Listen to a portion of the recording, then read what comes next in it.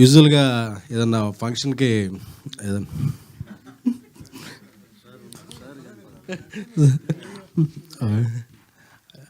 ఏదన్నా ఫంక్షన్కి మనం ఇన్వైట్ చేస్తారు. నేనే ఇది ఇందాక లైవ్ చూస్తే ఈ ప్రెస్ మీట్ జరుగుతుంది, దీని గురించి మాట్లాడాలని చెప్పి నేనే ఇక్కడికి వచ్చేసాను. ఎందుకంటే నిన్న చూసినప్పటి నుంచి నేను ఈ సినిమా చాలా ఎమోషనల్ అయ్యాను, చాలా విధాలుగా కనెక్ట్ అయ్యాను. ఆన్లైన్లో చూస్తే మార్నింగ్ నుంచి థర్స్డే ఓపెనింగ్ అన్నీ వేరు. ఎందుకంటే ఒక సినిమా ఎమోషన్ కనెక్ట్ అయితే దానికి ఉండే రిజల్ట్ వేరు. ఈరోజు ఈవినింగ్ నుంచి ఈ సినిమాకు ఉండే నిన్న నైట్ నుంచే అన్ని షోస్ పికప్ అయ్యి హౌస్ఫుల్స్తో వెళ్తుంది. ఎందుకంటే చాలా థీమ్స్ మీద ఇప్పటివరకు సినిమాలు వచ్చినాయి, కానీ ఒక ఫ్యాన్కి ఒక హీరోకి మధ్య, అంటే సినిమా అనేదే ఒక హీరోకి ఫ్యాన్కి మధ్య నడిచే ఒక ఎమోషన్. ఆ ఎమోషన్ మీద ఇంతవరకు తెలుగులో ఏ సినిమా రాలేదు. తెలుగులోనే కదా నాకు తెలిసి, నాకు తెలిసి ఇలాంటి ఎమోషన్ని చాలా హైలైట్గా చేసే సినిమా అయితే ఇదే.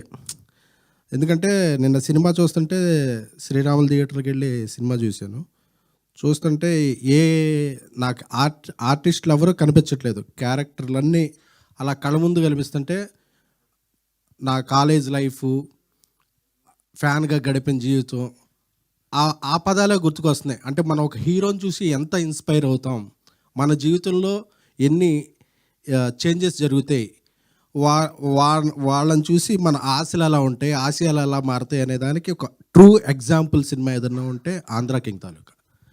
ఎందుకంటే ఉపేంద్ర గారి ఆ స్క్రీన్ ప్రెజెన్స్ అంటారు కదా, ఆ screen presence, he lit the frame, every frame ఆయన కనిపిస్తుంటే అసలు మనం లీనమైపోతున్నాం. అంటే he's the perfect apt character. అంటే కొన్ని క్యారెక్టర్లు కొంతమంది కోసం పుడతాయి. నాకు తెలిసి మహేష్ ఆయన కోసం రాసుకున్నాడు, ఆయనే ప్రతి ఫ్రేమ్లో కనిపించారు అన్నట్టు ఉపేంద్ర సార్ని చూస్తే నాకు, ఎందుకంటే ఎన్నో, అంటే కల్ట్ అనే సినిమా పదానికే ఒక స్పెల్లింగు, ఎబ్రివేషను, ఆల్టర్నేటివ్ ఏమైనా ఉంది అంటే డిక్షనరీలో అది ఉపేంద్ర గారు.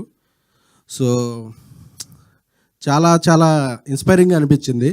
అలాగే ఎనర్జీ రామ్ గారు అంటేనే ఎనర్జీ.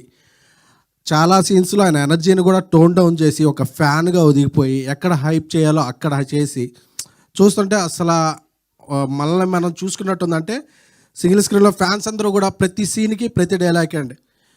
ఇప్పుడు చిన్నప్పుడు అంటుండేవాళ్ళు, నేను చిరంజీవి గారి సినిమాలకి అది అలాగే వెళ్ళి ఆ బ్యానర్స్ కడుతున్నప్పుడు అంటుండేవాళ్ళు, అసలు మీ హీరోకి నువ్వు ఉన్నావని తెలుసా అంటే ఆ డైలాగ్ ఏదో నన్ను చూసి అన్నట్టు అనిపించింది. అప్పుడు చాలా అంటుండేవాడు, నీకేమన్నా మీ హీరో కూడు పెడతాడా గుడ్డ పెడతాడా అంటే, నాకు కూడు గుడ్డ కన్నా కూడా జీవితంలో ముందుకెళ్ళాలనే ఒక డ్రైవింగ్ ఫోర్స్ ఉంటుంది కదా, అదే హీరోలు. ఆ డ్రైవింగ్ ఫోర్స్ కదా వాళ్ళు మాకు ఇచ్చేది. వీళ్ళు ఎవరికి అర్థం కావట్లేదని నేను ఏలూరు నుంచి హైదరాబాద్ వచ్చా, లేకపోతే ఏలూరులో ఉండేవాడిని. లేకపోతే ఫ్యాన్స్ అందరినీ చిన్న చూపు చూస్తున్నారు, ఫ్యాన్స్ని ఎవరో గౌరవించట్లేదు. ఎప్పటికైనా ఫ్యాన్ అనేవాడు గొప్పవాడు అవ్వాలి, అయితే అందరూ ఈ హీరోని గౌరవిస్తారు, ఆ ఫ్యాన్కి గౌరవం వస్తుంది అనేది నాకు చిన్నప్పుడు నా లైఫ్ చూసుకున్నట్టు అనిపించింది ఈ సినిమా చూస్తే. అందుకే నేను జర్నలిస్ట్ అయ్యాను, ప్రొడ్యూసర్ అయ్యాను, వాట్ ఎవర్ ఏమైనా సరే నేను నమ్మిన నా హీరో గౌరవం తీసుకురావాలనేది అభిమానిగా నా ఇది. సో ఈ సినిమా చూసుకుంటే నా జీవితం. అలాగే చిరంజీవి గారు అవ్వచ్చు, బాలకృష్ణ గారు అవ్వచ్చు, ప్రభాస్ గారు అవ్వచ్చు, తారక్ గారు అవ్వచ్చు, మహేష్ బాబు గారు అవ్వచ్చు, అల్లు అర్జున్ గారు అవ్వచ్చు, ఇంకా ఎంతోమంది హీరోలు. ఎవరి అయినా సరే హీరోలు అందరూ కూడా ఇన్స్పైర్ అయ్యేది. ఎవరి ఫ్యాన్ అయినా సరే మనం ఏమీ ఆశించకుండా ఆ హీరో బాగుండాలి, మనం ఎవరో వాళ్ళకి తెలిసినా తెలియకపోయినా ఇదొక ప్రపంచంలో తల్లి తండ్రికి ఒక బ్లడ్ రిలేషన్ ఉంటుంది. ఏ రిలేషను లేకుండా జీవితాంతం ఉండే రిలేషన్ ఏదంటే ఒక హీరోకే ఒక అభిమానికి మధ్య ఉండే రిలేషన్ మాత్రమే. అలాంటి రిలేషన్, గొప్ప రిలేషన్ని ఈ సినిమాలో చూపించిన గొప్ప సీన్లకి ఎవ్రీ ఫ్యాన్ కనెక్ట్ అవుతారు. మహేష్ గారికి నాకు ఆయన ముందు నుంచి తెలుసు, ఆయన రాసిన కథకి చాలా హ్యాట్స్ ఆఫ్. ఆయన తీసిన విధానాన్ని, సంగీత దర్శకులు మంచి మ్యూజిక్ అందించారు.